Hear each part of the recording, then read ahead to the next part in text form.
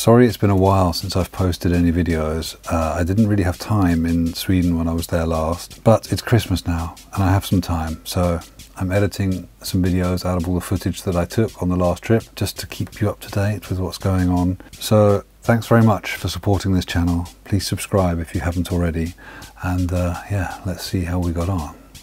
Well, from the very beginning this trip felt like it was going to be difficult. We got to Sweden and it just started snowing as soon as we got into Sweden.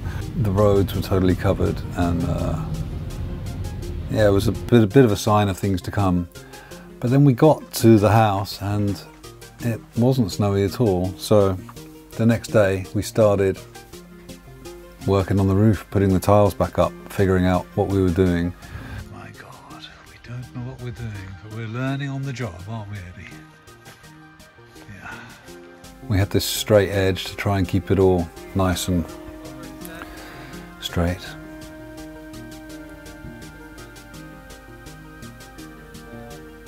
But yeah, looking okay, I think. Yeah. We left the tiles kind of a bit dirty just so they would keep their old appearance. I think they look really beautiful, actually. They do look nice and straight. But yeah, difficult. We actually screwed up a little bit because the tiles that we chose to take our measurements from for the spacings of the battens, I think happened to be like half a centimetre shorter or something. Anyway, we're having to kind of trim the tiles a little bit to make them all fit, which it does, not all of the tiles, but just some of them don't fit super well. I think it's just the way it goes with this kind of thing. Plus, obviously these tiles are like 100 years old or whatever, 80 years old, and yeah, it's a bit of messing around to get them all to fit as tightly as possible. But yeah, I think it's okay. Do they look alright? Yeah, they look good. Yeah. And then we're kind of nailing every other tile-ish, or every other row, I think. So then we can, if we need to climb up on the roof again, then we can move some tiles out of the way quite easily. Yeah, but we kind of got into it and it felt like we were making good progress. That's me just chopping the corner off a little bit more just to make them fit. Yeah, and it's all cool. Looking good. Quite a nice chunk, but still a lot to do. But yeah, all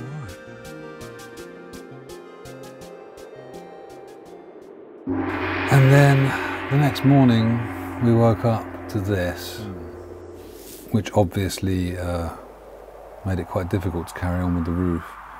So yeah, for the next 2 weeks I was pretty much glued to the weather app, waiting for it to change, but it never did. So that was as far as we got with the roof on that trip. So then we switched our attention to the water filter and the pump and everything, because we have our own well there, so we're pulling water out of the ground, but there's a lot of iron in that area. And so we have this pretty fancy new water filter system which filters out all the iron and then backwashes the collected iron back down this drain, back out into the land again.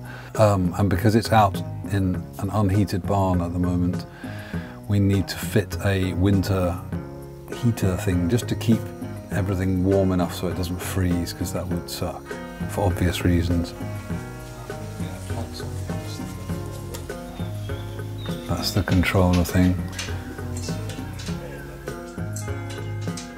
So these were all the, I think, the pipes which were controlling the milking, the sucking vacuum thing for the milking rig, because they were all full of oil.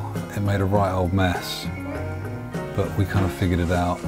Here's the old hand towel dispenser, which is kind of beautiful. I cleaned it all up and it's actually pretty beautiful. And the soap dispenser, which has a cool logo on the top. So those are cleaned up, and they will be reused, which is nice. Yeah, so it was a good excuse to clear out the rest of the stuff from this room, which we're not going to use, and probably I think we might even demolish part of this room and rebuild it slightly differently. This was the rest of that pipe that was full of oil, which we just decided we would take out of the big milking room there, because we're not going to need it anyway. And that can all go off to be recycled at the metal yard. That Tyrannosaur is the best thing I've ever bought. Makes everything really easy, including chopping your fingers off if you're not careful.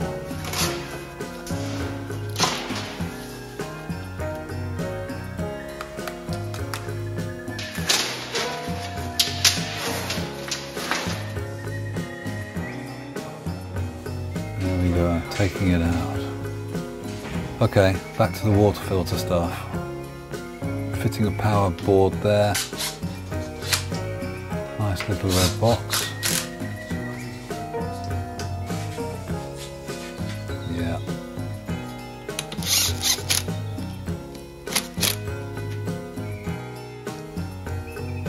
All nicely wired in. And there's the little heater. And it's literally just on like 1, super low. Hardly using any electricity, just keeping it above freezing in there basically. And then reconnecting this little pump thing, controller.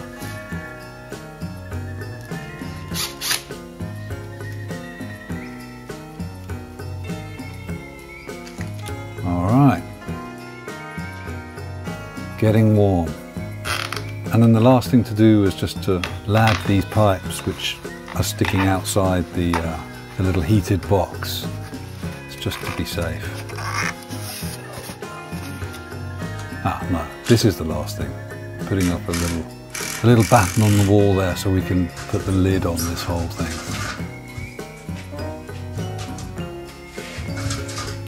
It looks really disgusting, but you know, it's just temporary. There we go, the lid is on. Sweet. Anyway, that's just a little update on the first part of our trip. More videos to come. Not sure if that was any use to anybody, but now you know, if you have your own well in a cold climate, you need to put a heater in to stop it freezing. Thanks very much for watching, and please subscribe if you haven't already. I will see you again very soon with another video. Lots of love, take care, goodbye.